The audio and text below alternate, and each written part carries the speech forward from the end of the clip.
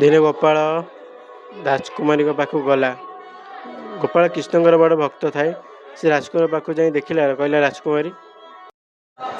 ରାଜକୁମାରୀ, ଆମର ବିବାହ କେତେବେଳେ ହେବ? ମୁଁ ବହୁତ ଅପେକ୍ଷା କରି ବହୁତ ସମୟ ରହିସାରିଲିଣି।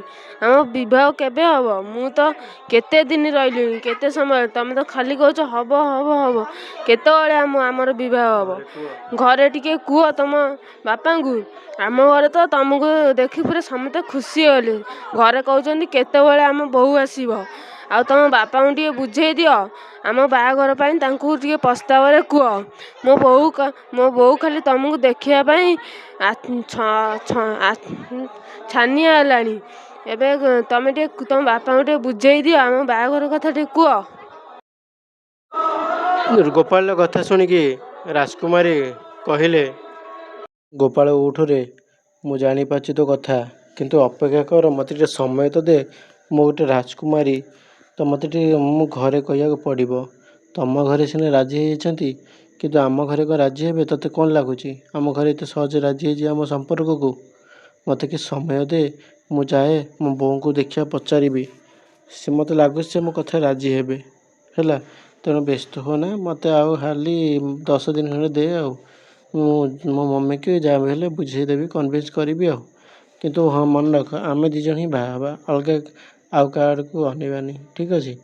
ଠିକ୍ ଅଛି, ଏବେ ତମେ ଯାଇପାର। ମୁଁ ଯାଇ ମୋ ବୋଉଙ୍କୁ ପଚାରେ। ଆଉ ଠିକ୍ ଅଛି, ଯାଅ ତମ ଘରକୁ ଯାଅ, କିଏ ଗାଳି ଦେଖିଦେବେ। ତ ରାଜକୁମାରୀ ଆସିଲା ତା ବୋଉଙ୍କ ପାଖକୁ, କହିଲା, ବୋଉ, ମୁଁ ଗୋଟେ ପୁଅକୁ ପସନ୍ଦ କରିଛି। ତମେ ଯଦି କହିବ ମୁଁ ତାଙ୍କୁ ହିଁ ବାହା ହେବି। ସେ ମୋର ସବୁ କିଛି। ତମେ ମୋତେ ମନା କରିବନି। ମୁଁ ତମ ପାଖକୁ ବହୁତ ଆଶାରେ ଆସିଛି। ତମେ ହିଁ ବାପାଙ୍କୁ ବୁଝେଇ ପାରିବ। କ'ଣ କହୁଛ? ତମେ ଟିକେ ବୁଝାଅ ବାପାଙ୍କୁ। ମୁଁ ସେ ପୁଅକୁ ବହୁତ ପସନ୍ଦ କରୁଛି। ତା ନାଁ ହେଉଛି ଗୋପାଳ। ସେ ଗାଈ ଚରାଏ। ସେ ଦେଖିବାକୁ ବହୁତ ସୁନ୍ଦର। ତା କଥା, ତା ବାର୍ତ୍ତା ଓ ଚାଲିଚଳନ ସବୁ ସେ ଭଲ। ସବୁଥିରେ ସେ ଭଲ। ସେ ଅନ୍ୟ ପିଲାଙ୍କ ପରି ନୁହେଁ। ସେ ବହୁତ ନିରୀହ ପିଲାଟା। ଗରିବ ଘର ପିଲା ହେଲେ ମଧ୍ୟ ଭାରି ଶାନ୍ତଶିଷ୍ଟ ନରମ ପିଲାଟା। ସମିତିଙ୍କ ପ୍ରତି ସମ୍ମାନ ଦିଏ। କାହାକୁ ବେ ବା କି ତୁ ତା କିଛି କୁହେନି। ସେ ବହୁତ ଭଲ ପିଲାଟା। ଗାଁରେ ଯାହାକୁ ପଚାରିବ ସେ କହିଦେବ ଗୋପାଳ କୋଉଭଳି ପିଲା। ତେଣୁ ତମେ ଖାଲି ଥରେ ହଁ କହିଦିଅ। ତମେ ଯଦି ହଁ କହିବ, ଆମେ 2 ଜଣ ସବୁବେଳେ ଖୁସିରେ ରହିବୁ। କ'ଣ କହୁଛ? ଆଉ ଚୁପ୍ କାହିଁ ରହିଲ? କୁହ କିଛି। ରାଜକୁମାର କଥା ଶୁଣି ତା ମାଆ କହିଲା, ଆରେ ହେଇ, ତୁ ଅଳ୍ପ ଦିନ ଭିତରେ ଏତେ ବଡ଼ କାମ କରିଦେଲୁ। ଆଉ ଠିକ୍ ଅଛି, ଯେ ତୁ କହୁଛୁ ଗୋପାଳ ଯଦି ଗୋଟେ ଭଲ ପିଲା, ତେବେ ତୋ ଖୁସିରେ ମୁଁ ଖୁସି। ଶୁଣିପାରିଲୁ? ତୁ ଯଦି ସେ ପିଲାକୁ ପସନ୍ଦ କରୁଛୁ, ତାହେଲେ ସେ ପିଲା ନିଶ୍ଚୟ ସୁନ୍ଦର ହେଇଥିବ ଆଉ ଶିଷ୍ଟାଚାର ହେଇଥିବ। ଆଉ ମୁଁ ତ ମା'। ଠିକ୍ ଅଛି, ମୁଁ ଯାଇ ଋଷିଙ୍କୁ ପଚାରି, ଋଷି ଯାହା କହିବେ ତା ଅନୁସାରେ ଯିବା ଆଉ।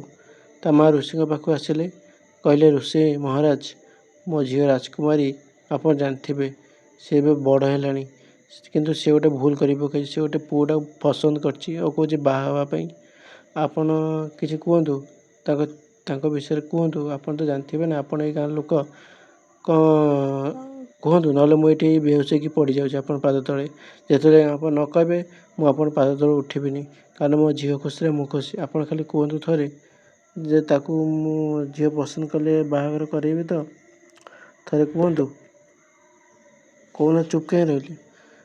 ତାପରେ ବାବାଜୀ କହିଲେ, ଆରେ ହଁ ରେ, ବ୍ୟସ୍ତ ହୁଅନା। ମୁଁ ସେ ପୁଅକୁ ଜାଣିଛି, ଗୋପାଳ। ସେ ବହୁତ ଭଲ ସଂସ୍କାରୀ ପିଲାଟା। ସମସ୍ତଙ୍କୁ ସାହାଯ୍ୟ କରେ। ରାଜକୁମାରୀକୁ ସେଇଠି ବିବାହ କରିଦେଲେ ସେ 2 ଜଣ ଖୁସିରେ ରହିବେ। ତମର ଆଉ ଟିକେ ଚିନ୍ତା କରିବା ଦରକାର ନାହିଁ। ତାଙ୍କୁ ତମେ ଛାଡ଼ିଦିଅ ତାଙ୍କ ବାଟରେ। ସେ ନିଶ୍ଚୟ ଖୁସିରେ ରହିବେ। ଆଉ ଜୀବନ ସାରା କେବେ ଝଗଡ଼ା କରିବେନି, ସବୁବେଳେ ଖୁସିରେ ରହିବେ। ସନ୍ନ୍ୟାସୀର ଏଇ କଥା ଶୁଣିକି ସନ୍ନ୍ୟାସୀ ଚାଲିଗଲେ ତାଙ୍କ ବାଟରେ ଓ ମା' ଚାଲିଗଲେ ତାଙ୍କ ବାଟରେ। ତାପରେ ଗୋପାଳର ବାହାଘର ହେଇସାରିଲା। ଏଠୁ କ'ଣ ଜାଣିଲେ ନା, ଭାଗ୍ୟ ହିଁ ବଡ଼ ବଳବାନ। Thank you, subscribe my channel.